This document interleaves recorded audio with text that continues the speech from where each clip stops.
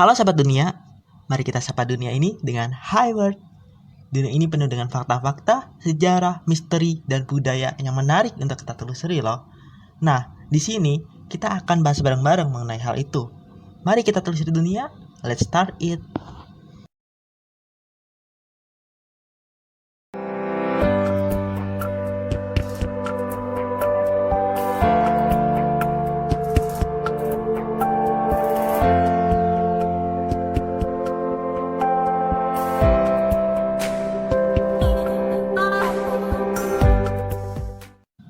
Kali ini kita akan travel ke negara terluas di bumi, yaitu Uni Soviet pada saat itu.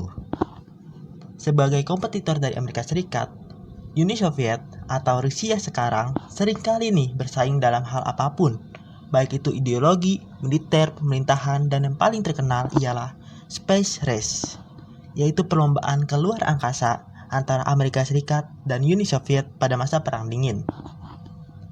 Kedua negara sering mengirimkan astronot mereka dalam misi luar angkasa.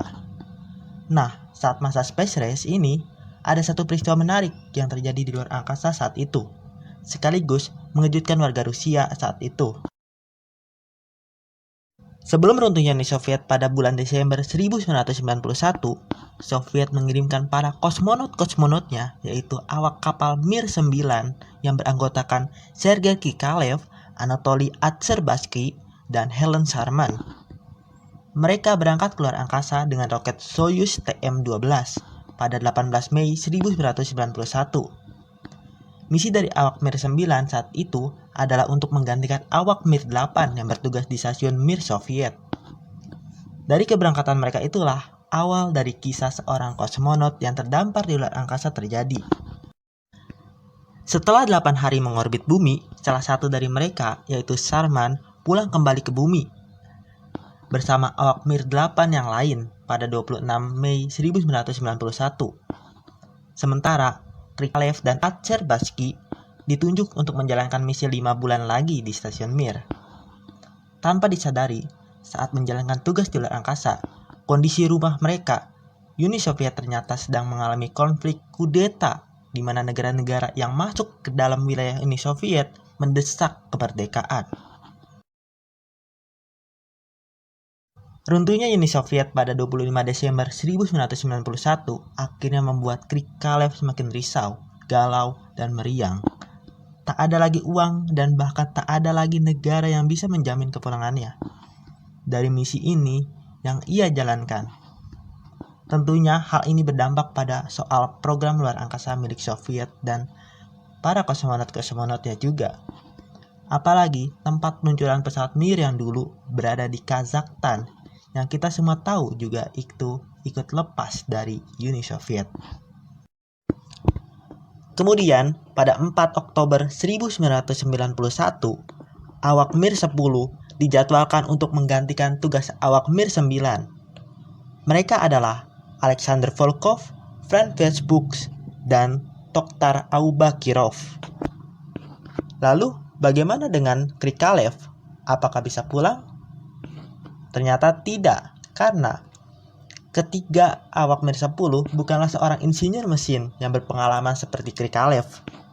Ia sudah disetujui untuk memperpanjang misinya karena penggantinya yang dijadwalkan tidak menjalani pelatihan untuk tinggal lama. Agar Krikalev kembali ke bumi, Jerman membayar 24 juta US dollar untuk membeli tiket pulangnya bersama Claude Dietrich Flade, seorang astronot yang juga berhasil untuk dipulangkan. Baru deh akhirnya pada 25 Maret 1992, orang yang berhasil tinggal selama 311 hari di luar angkasa itu kembali ke bumi. Krikalev ditemani oleh Volkov dan Flade dalam pulangnya. Mereka tiba dengan sehat walaupun sedikit pucat. Krikalev telah mengorbit sekitar 5.000 kali selama 10 bulan terdampar di luar angkasa. Meskipun sudah pengalaman tinggal di luar angkasa selama 10 bulan, itu tidak membuatnya langsung berhenti di dunia antariksawan. Pada bulan Oktober 1992, NASA kembali meluncurkan pesawat ulang-aliknya dengan Rusia. Badan Antariksa Rusia memilih Krikalev sebagai salah satu kosmonot untuk melatih kemitraan revolusioner antara Rusia dan Amerika. Selama dia menjadi kosmonot, Krikalev telah mencatat 803 hari tinggal di luar angkasa yang menjadi rekor dunia saat itu. Loh, kok saat itu aja? Iya, rekornya cuma pas itu aja.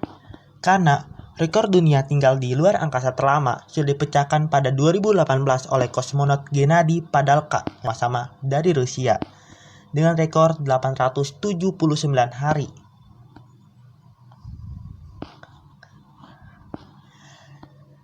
Sergei Krikalev menjadi seorang pahlawan di mata rakyat Uni Soviet atau Rusia, sekaligus menjadi warga negara terakhir paling loyal terhadap negaranya walaupun sudah hancur.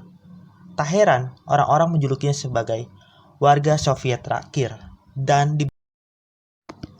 Jika ada yang kurang dari pembahasan kami tadi, kalian boleh tambahkan atau koreksi biar kita juga belajar bareng-bareng di kolom komentar.